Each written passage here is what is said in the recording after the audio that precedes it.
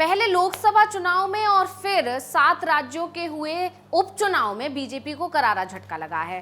13 सीटों पर जो चुनावी नतीजे आए उसमें से बीजेपी सिर्फ 2 ही हासिल कर पाई, जिससे विपक्ष को एक बार फिर मौका मिल गया है बीजेपी को घेरने का, उस पर निशाना साधने का। तो ऐसे में अब सपा के सांसद रामगोपाल यादव का एक वीडियो सामने आया है जिसमें उन्होंने साफ तौर पर भाजपा पर धर्म की राजनीति करने का आरोप लगाया।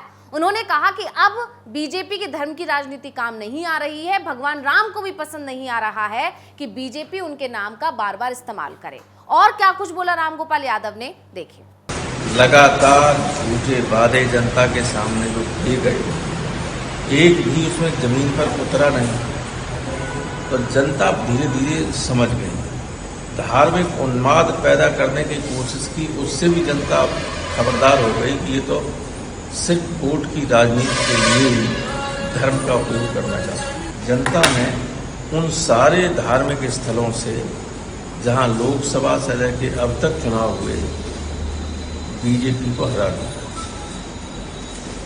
अयोध्या से लेकर रामेश्वरम तक जहां जहां राम गए, अयोध्या, सीतापुर, चित्रकूट और दक्षिण से नासिक से होते हुए रामेश्वरम तक कोई भी ऐसी इम्पोर्टेंट जगह नहीं है जहां भगवान राम ठहरे हों, गए हों और बीजेपी जीती।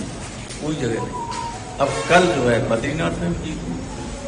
अब तो उत्तर से दक्षिण तक भगवान राम ने बीजेपी को स्वयं नकार दिया, क्योंकि मर्यादा पुरुषोत्तम राम कभी नहीं चाहते कि उनके नाम का दुरुपयोग, उनके नाम पर धार्मिक ध्रुवीकरण किया जाए और लोगों में मारपीट की जाए, कभी वो पसंद नहीं करते। जितना चला उतना चल गया। अब तो उनके कोप का भाजन इन्हें होना पड़ेगा।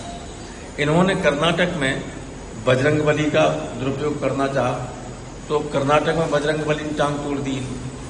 अब भगवान राम ने पूरे देश में। रामगोपाल यादव ने क्या कहा वो तो आपने सुन ही लिया, लेकिन अब यूपी में उपचुनाव होने वाले हैं। 10 सीटों पर ये उपचुनाव है, इसको लेकर भाजपा पूरी तैयारी कर रही है। अब देखना होगा कि यूपी में भाजपा के लिए कैसे नतीजे आते हैं। क्या सपा बाजी मार जाएगी या भाजपा कुछ ज्यादा सीटें अपने खेमे में लाकर विपक्ष के मुंह पर ताला लगाएगी।